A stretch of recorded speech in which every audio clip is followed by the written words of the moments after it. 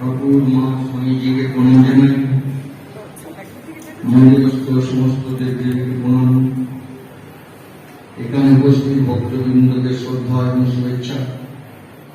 সারাদিন ঈশ্বরের স্মরণ মনন, পুজো পাঠ এইসবের মধ্যে দিয়ে কাটছে। আপনারাও সকালে মায়ের উপরে বিদ্যালয় একটু প্রদর্শন করেছেন সারদাধামে। এখন ঠাকুরের উপরে কিছু গান শোনা গেল, সুন্দর স্তব ঠাকুরের শুনলাম। আর এই দুঃখিনী ব্রাহ্মণী বলে এটা গিরিশ ঘোষের লেখা গান, গিরিশচন্দ্র ঘোষ। অনেক সময় ওই কে লিখেছে ওইটা বলে দিলে অনেক সময় ভালো হয়, বা তার ব্যাকগ্রাউন্ডের ইতিহাস কিছু জানা থাকে তাহলে সেটা বললে অনেক সময় আরো আকর্ষণীয় হবে। লেখা কে লিখেছিলেন, কবে লিখেছিলেন, কোথায় লিখেছিলেন। যেমন জুলাইতে চাই কোথায় জুলাই, জানেন গানটা শুনছেন, বিখ্যাত জুলাইতে চাই কোথায় জুলাই। এটা গিরিশ ঘোষের লেখা। বুদ্ধচরী বলে গিরিশ ঘোষ যে নাটক লিখেছিলেন, সেই নাটকে এই জুলাইতে চাই কোথায় জুলাই গানটা আছে। বুদ্ধদেব গাইছেন গৃহত্যাগের আগের রাত্রে, মানে তিনি ওটা গাইছেন গৃহত্যাগের আগের রাত্রে তিনি গাইছেন জুলাইতে চাই কোথায় জুলাই। অপূর্ব বিবেকানন্দের প্রয়োগের গান, স্বামীজিও এই গান মাঝে মাঝে গাইতেন। সুতরাং ঠাকুর ছিলেন যোগী, তিনি ঠিক চিনতেন যে কার ভিতরে কি জিনিস আছে। গিরিশ ঘোষকে সবাই অপান্তেও মনে করত, প্রাপ্ত করে রেখেছিল। কেন? তার বাহ্যিক দিকটাই লোকে দেখত, তার বাহ্যিক দিকটা দেখে মানুষ তাকে অ্যাভয়েড করত, ঘৃণা করত, তার নিন্দা করত। কিন্তু ঠাকুর বাইরেটা দেখতেন না, তার নাম অন্তর ছিল। তিনি ভিতরটা দেখছেন, এর ভিতরে কি বস্তু আছে। হ্যাঁ, যেমন ঠাকুরকে এসে বলেছেন সেই গতিবিধি আপনারা শুনেছেন। হ্যাঁ, যে আপনারা ওখানে পাঠালেন কেন, আপনি ওখানে পাঠান কেন, আজ যাবো না। কেন না, আপনার নামে কত গালাগাল দিচ্ছিল, আজ যাবো না। বলছে ভালো কথা বলেনি, সবাইটা বাজে কথা বলেছে, ভালো কথা বলেছে। বলছে হ্যাঁ সেটাও বলেছি। বলছে ভালো কথাগুলো ইট দিয়ে রেখে। এই যে ঠাকুরের পজিটিভ দৃষ্টি, যে ভালো কথাগুলো খালি বাকি যেগুলো বলেছে নেই। তো এরকম ভাব যে ঠাকুরের জীবন এবং মায়ের জীবন, স্বামীজির জীবন, নিবেদিতার জীবন, ঠাকুরের পার্শ্বদের জীবন, সেইগুলো যদি আমরা মনন করি আমাদের জীবনটা সুন্দর হবে, আর তাহলে তাদের আশা সার্থক হবে।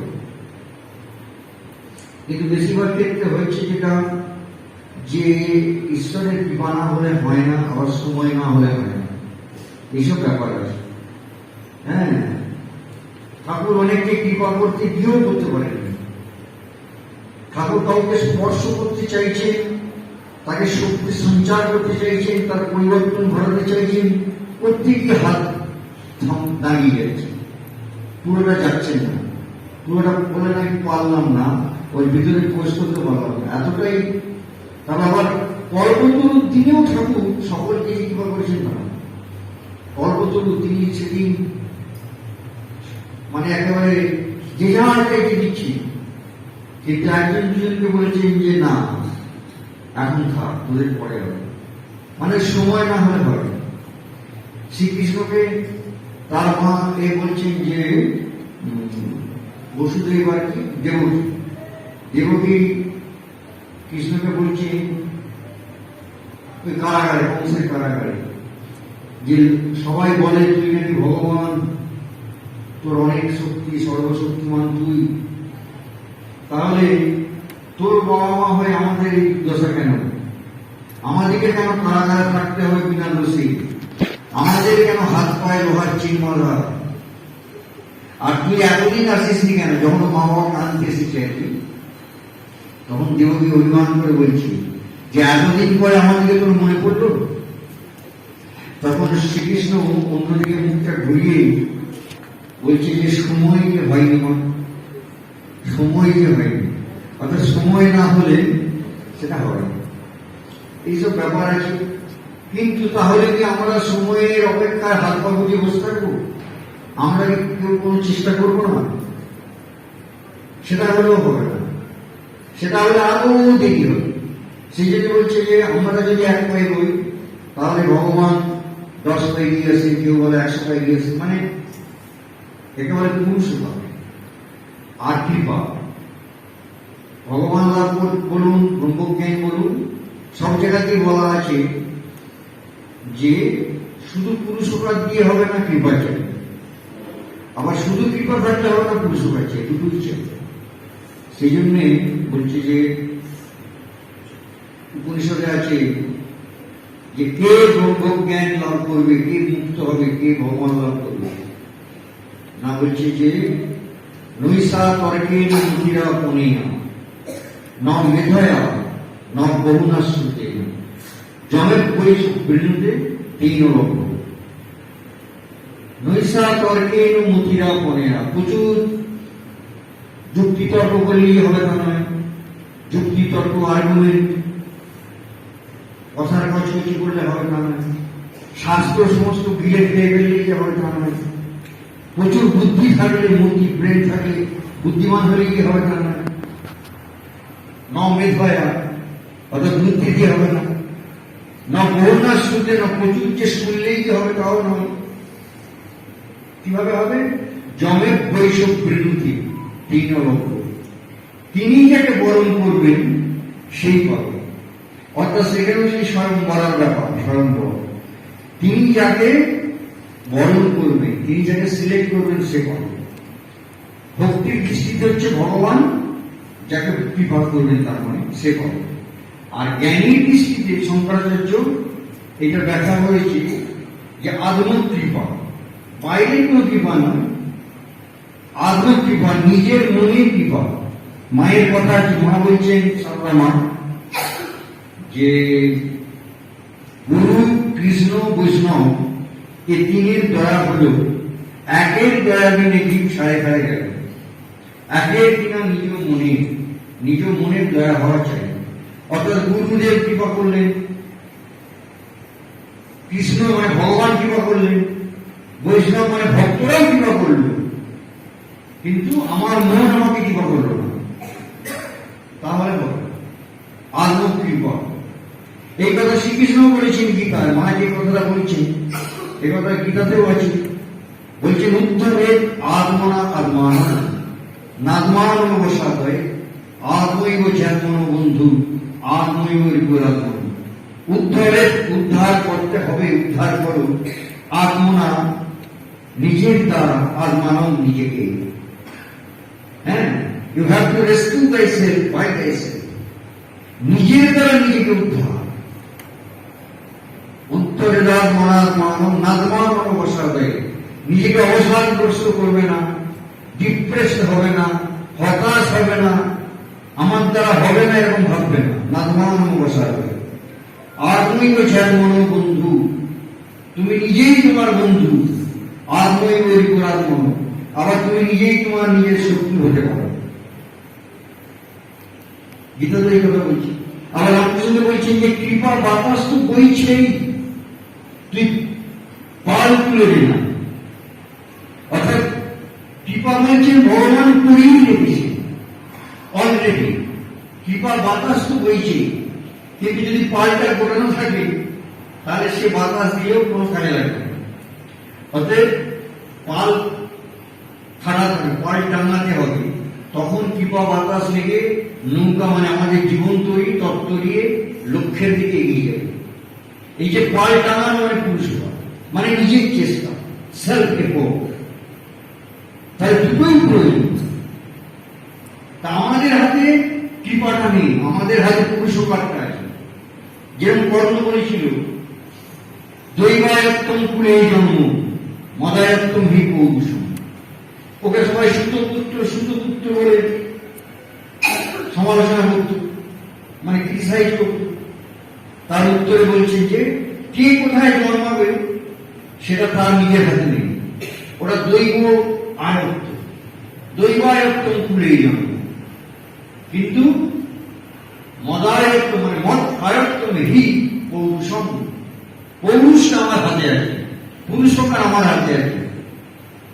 যেটা কবি বলছেন যে জন্ম হোক যথাযথা, কর্ম হোক ভালো।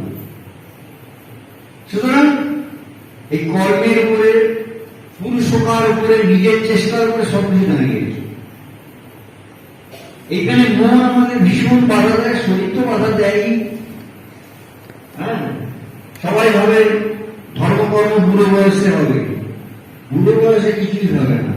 তখন খালি মনে রাখতে হবে কোন ট্যাবলেটটা খেলাম, আর একটা কোন ট্যাবলেটটা খেতে হবে, খাবার আগে কোনটা, খাবার পরে কোনটা, প্রেশারটা কত হলো রে, মাথাটাকে ঘোরাচ্ছি, আর একবার মাথাতে হবে। হ্যাঁ, এই সমস্ত দিয়ে তখন ওই এটা টনটন মানে কনকন মানে টনটন ওই দিকে থাকবে, ভগবানের মন স্থির করা যাবে না। সেই জন্যে শাস্ত্র বলছে যুবৈব ধর্মশীলস্যা, একদম কম বয়স থেকে ধর্মাচরণ করতে হবে, কম বয়স থেকে। আগে আমরা বই মেলায় বই বেচতাম, বই আমাদের যে বইয়ের স্টল থাকতো সেখানে বই বেচতাম। এবার বাবা মায়ের সঙ্গে ছেলে এসেছি, ছেলে বই ঘেটে ফেটে হয়তো একটা বই চয়েস করেছি, বিবেকানন্দের বই, শিশুদের বিবেকানন্দ, ছোটদের বিবেকানন্দ, খুব পছন্দ হয়েছে, নেবে। হ্যাঁ, তারপর মা বলছে চল চল এখানে কিনি, এখানে চল ওখানে কিনে দেবো ভূতের বই, ভালো ভালো ভূতের বই কিনে দেবো। তারপরে আমার বাবা বলছে যে কিনে দেবো, কি বলে গোপাল ভাঁড়, ওইসব পড়বে। হ্যাঁ, মানে বলছি এখানে সবাই ধর্মের বই, মানে ওই বুড়ো বয়স, এখন টাইম হয়নি, তাই ভূত করে বলে ভূত হবে, ও ভূতই হবে, আর সময় যখন হবে ঘাড় ফাঁকাবে। হ্যাঁ, এই জন্যে এই সমস্ত কম বয়স থেকে শুরু করতে হবে, শরীরের শক্তি থাকতে থাকতে। আমাদের যে হিন্দুদের যে পরম্পরা, সেখানে ছিল 6 বছর বয়স থেকে স্টার্ট করত, 6 বছর বয়স থেকে তাকে গুরু বিরতি আসতো, 6 বছর বয়স পর্যন্ত মা শেখাতো, 6 বছরের পর গুরু ফিরে দিত, তারপরে সেখানে তার উপনয়ন হতো, পৈতে হতো, গায়ত্রী মন্ত্রে দীক্ষা দেওয়া হতো, নিত্য জপ ধ্যান করতে হতো, ট্রেনিং শুরু হয়ে যেত 12 বছর 6 বছর থেকে।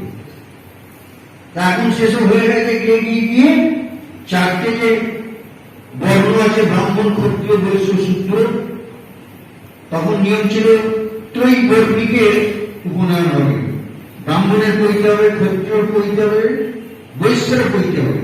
একমাত্র শূদ্র বাদ ছিল, ব্রাহ্মণ, ক্ষত্রিয়, বৈশ্য 3 জনেরই পৈতে হতো। সেটা কালক্রমে উঠতে এখন শুধু ব্রাহ্মণে ঠেকেছে। এবার ব্রাহ্মণ যে ঠেকেছে সেও এবার পৈতে আজ হবে কাল হবে করতে করতে দেখা গেল 18 হয়ে গেছে বয়স, বিয়ের আগের দিনে পৈতেটা দিয়ে দিচ্ছে কেউ করতে, কোনো মূল্য ধরবো কি, প্রায়শ্চিত্ত করে হয়ে যাচ্ছে। এই ব্যাপারটাই দিচ্ছে না যে আসলে কি, যে ও গায়ত্রী মন্ত্রটা নিত্য জপ করবে, ও ধ্যান করবে, যেখানে বলা আছে ধিও না প্রচুর, তুমি আমার বুদ্ধিকে পরিচালিত করো, তুমি আমার বুদ্ধিটা পরিচালনা করো, তাহলেই সব হবে। বুদ্ধি বিগড়ে গেলে গেল, বুদ্ধি ঠিক থাকছে, ঠিক আছে। অর্জুন যখন ভয় পেয়ে গেল কৌরবদের সঙ্গে লড়াই করতে, দেখছি যে আমরা তো হেরে যাবো, কৌরবরা দলের শক্তিশালী, আমরা হেরে যাব। হ্যাঁ, তখন ভয় পেয়ে গেল খুব, এবং বললো যে যুদ্ধ করে কি হবে, সব আত্মীয় মেরে কি হবে, তার থেকে ভিক্ষা করে খাবো সেও ভালো, কৌরবরাই সুখে থাকো, আমি এত প্রাণী হত্যা করে রক্তের বন্যা বইয়ে রাজত্ব পেতে চাই না। আর কৃষ্ণর যত সৈন্য ছিল 18 অক্ষৌহিনী, সেও কৃষ্ণ দিয়ে দিয়েছে কৌরব দিকে।